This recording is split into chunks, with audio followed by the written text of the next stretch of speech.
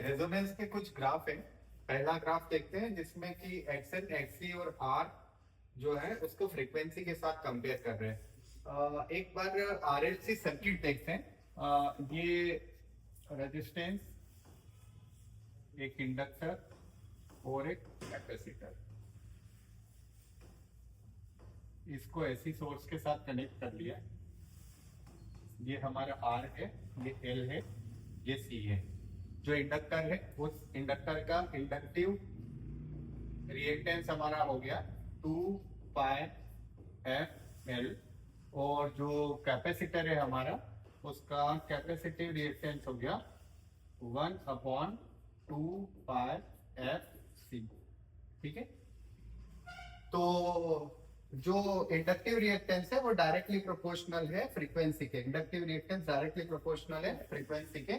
तो उस केस में हमारा जो ग्राफ बनने वाला है वो स्ट्रेट लाइन ऐसा स्लोप बनने वाला है। ठीक है, तो ये वाला हमारा एक्सेल का जो ग्राफ है, ये वाला एक्सेल का ग्राफ है। ठीक है, क्यों? क्योंकि इंडक्टिव रिएक्टेंस डायरेक्टली प्रोपोर्शनल है फ्रीक्वेंसी के। दूसरा, अगर हम एक्सेल के बाद एक्सी, तो एक्सी के लिए फॉर्मूला है XC is equal to 1/2 pi F C. मतलब एक्सी जो है कैपेसिटिव रिएक्टेंस वो इनवर्सली प्रोपोर्शनल है कैपेसिटेंस के।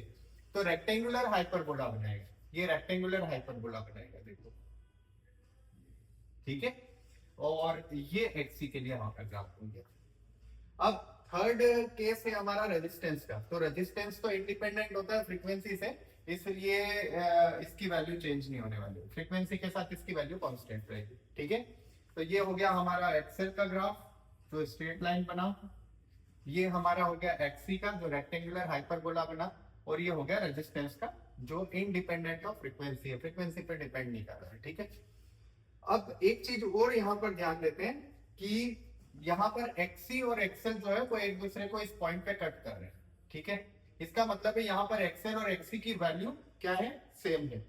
और जब एक्सेल और एक्सी की वैल्यू सेम हो जाती है, जब एक्सेल और एक्सी की वैल्यू सेम हो जाती है, जब एक्स एल और एक्स सी की वैल्यू सेम हो जाती है, तो उस समय हमारे सर्किट में इंपीडेंस हो जाता है लोएस्ट, सबसे कम इंपीडेंस हो जाता है आर के इक्वल। और जब इंपीडेंस आर के इक्वल हो जाता है तो सर्किट जो होता है वो हमें मैक्सिमम सिग्नल क्वालिटी देता है, मैक्सिमम करंट देता है। ठीक है, इसलिए इस वाली फ्रीक्वेंसी को या इस वाली कंडीशन को रेजोनेंस कंडीशन कहा जाता है। तो जिस फ्रीक्वेंसी पे ये कंडीशन आती है उसको कहा जाता है रेजोनेंस फ्रीक्वेंसी। ठीक है,